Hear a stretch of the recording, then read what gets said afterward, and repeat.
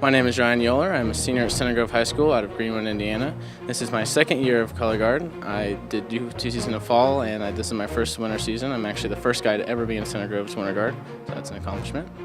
It's just been a lot. Like, I had obviously a lot of people at school know me just for being in the first guy in guard, and obviously the girls, when I first got here, they didn't really know what to do with me, so they were just like, no boys allowed, blah, blah, blah, but they warmed up to me, so. The show is called By the Grim Moonlight, and it's basically is kind of a rendition of the Grimm fairy tales, like the book, and it's kind of a focus on Little Red Riding Hood. I'm the big bad wolf, and all the girls, they're in like the red capes, and they're actually red, and the purpose of the show is I'm beginning, like, I don't know they're there, and I'm kind of like prowling my woods, and then, they come out, and I'm just chasing after them, and they get mad at me, and then we just kind of battle. It's kind of the main thing, and the cool thing about the show is it actually symbolizes woods. We have 17 trees, and there's a moon. We have a giant moon that hangs over the props, the backdrops, which I come out of, and it just helps bring it all together with a wood, darky feeling.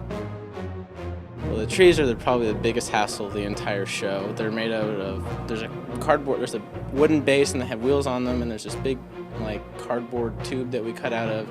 And what we actually did was we took silicone, and we spray painted the silicone on the trees to make it look like the waves. And there's actually pool noodles, which are the branches, and there's notches in the trees that you'll see, and those are also pool noodles.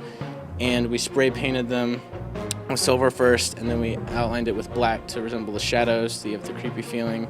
And actually, probably about 3 times a week, our instructor's out there mending them and making sure that they look right, because they get stuck in the ceiling, and it's a mess, but they look really cool at the show. I've heard many stories that Center Grove is one of the very few guards to be in it every single year, so that's a big thing. We have a big legacy. They always talk about our legacy and how we're supposed to live up to what the standards before us were set.